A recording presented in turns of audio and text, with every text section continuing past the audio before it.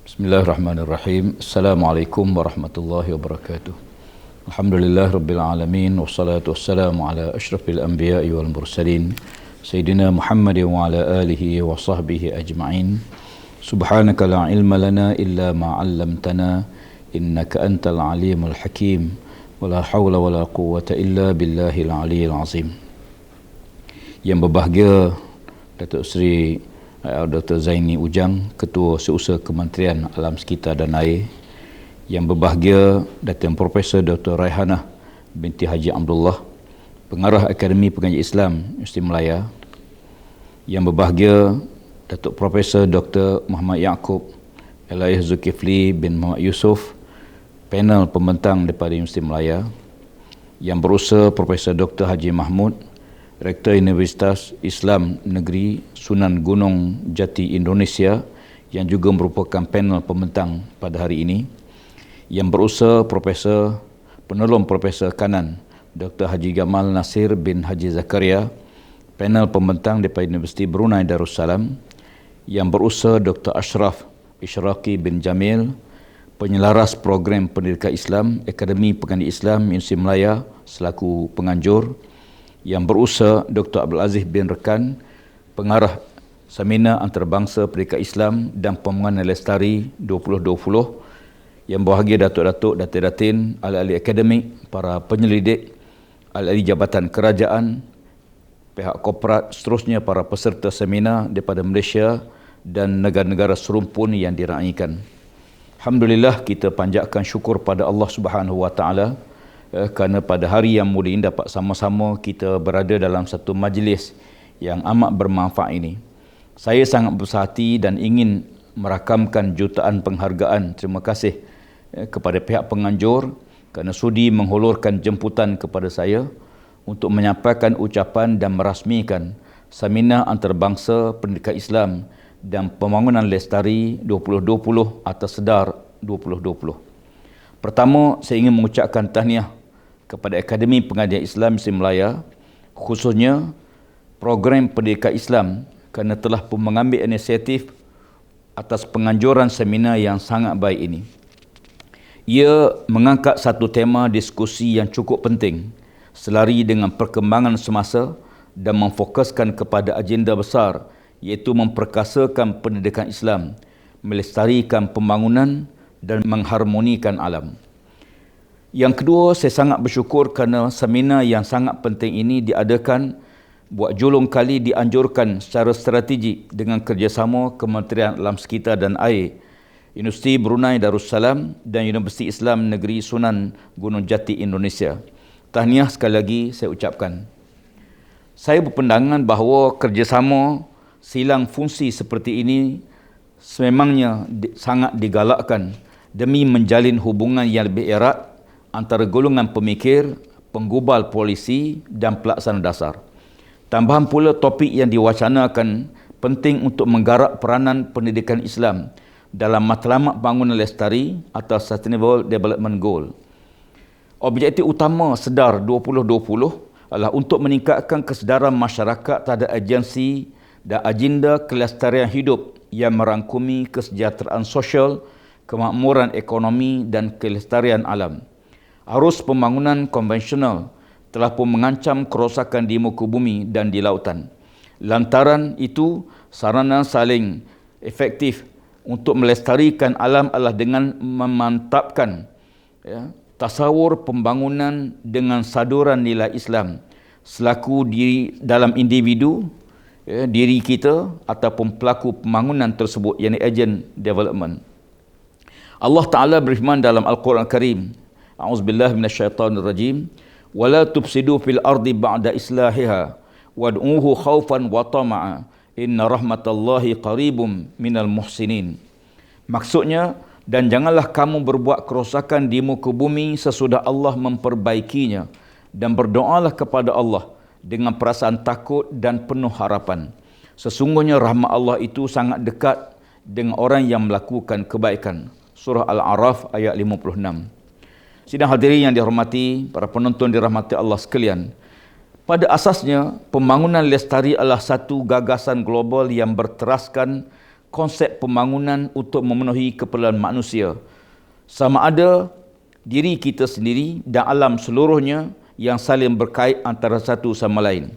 Dan arti kata lain, pembangunan seimbang bagi mensejahterakan kualiti hidup manusia di samping mengekalkan kapasiti ekosistem yang menyokong sistem ekonomi dan sistem sosial kehidupan kita. Menelusuri lipatan sejarah secara ringkas, perbahasan awal topik pembangunan lestari bermula di United Nations Conference on the Human Environment di Sweden pada tahun 1972 yang mengambil tema berhubungan human environment. Kemudian wacana ini dibahaskan secara meluas pada tahun 1987, di mana suatu dokumen penting dikenali sebagai Laporan Brundtland telah dipersetujui dan telah diterbitkan. Tuan-tuan sekalian, 5 tahun kemudian Pertubuhan Bangsa-Bangsa Bersatu telah menganjurkan Conference on Environment and Development di Brazil yang juga dikenali sebagai Earth Summit, di mana objektif persidangan ini untuk mengukuhkan pelaksanaan pembangunan lestari di peringkat nasional dan di peringkat global. Sebanyak 5 perjanjian yang signifikan telah pun dimeterai berkenaan dengan Deklarasi Rio, perubahan iklim, diversity, biologi, pengurusan kelestarian hutan dan Agenda 21. Sidang hadirin yang dirahmati sekalian, selain daripada PBB, negara umat Islam juga merintis usaha pemerkasaan agenda pembangunan lestari menurut perspektif Islam. Pada bulan Oktober tahun 2000, satu forum alam sekitar telah diadakan oleh OIC, Agensi Meteorologi dan Perlindungan Alam Sekitar Arab, serta Program Alam Sekitar Bangsa-Bangsa Bersatu.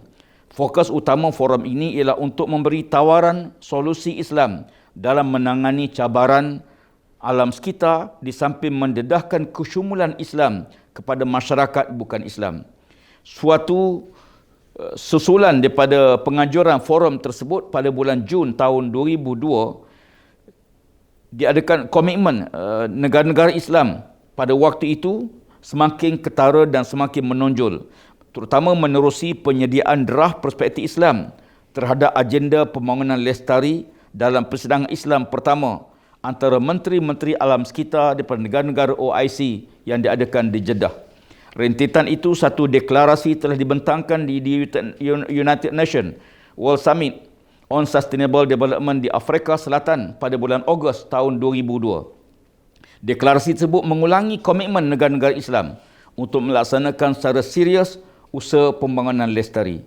Terbaru, resolusi Perhimpunan Agung Pertubuhan Bangsa-Bangsa Bersatu telah menggariskan 17 matlamat utama pembangunan lestari dan 169 sasaran untuk mencapai menjelang tahun 2030. Matlamat utama tersebut merangkumi aspek kemiskinan, kesihatan, pendidikan, soal gender, pengurusan air dan sanitasi, akses kepada tenaga mampu milik, pekerjaan, soal ekonomi dan infrastruktur, dan kelestarian bandar serta perubahan iklim. Sidang hadirin yang dihormati, konsep asas pembangunan lestari bukan konsep baru dalam Islam. Al-Quran telah memaktubkan pelbagai firman Allah Ta'ala yang berkaitan dengan elemen pembangunan lestari. Contohnya soal kemakmuran, istikmar, ataupun soal keseimbangan, yakni al-mizan, larangan melakukan kerosakan atau al-fasad, dan soal-soal pembaziran, yakni soal israf. Dalam sebuah buku yang berjudul Ri'ayatul Bi'ah fi Syariatul Islam, atau diterjemahkan sebagai Penjagaan Alam Sekitar dalam Syariat Islam yang dikarang oleh Syekh Dr. Yusuf Qardawi pada tahun 2001, telah mengemukakan 7 prinsip yang diekstrak daripada Al-Quranul Karim dan hadis Nabi sallallahu alaihi wasallam. 7 prinsip tersebut ialah takdir dan tasjir, yakni bagaimana kaedah untuk menghijaukan bumi. Yang kedua ialah prinsip takmir dan tashmir, yakni prinsip bagi mengimarahkan bumi. Yang ketiga ialah prinsip nazafah dan tathir, iaitu prinsip kebersihan alam. Yang keempat ialah prinsip pemeliharaan dan pemeliharaan alam dan sumber alam. Yang kelima, prinsip ihsan terhadap alam.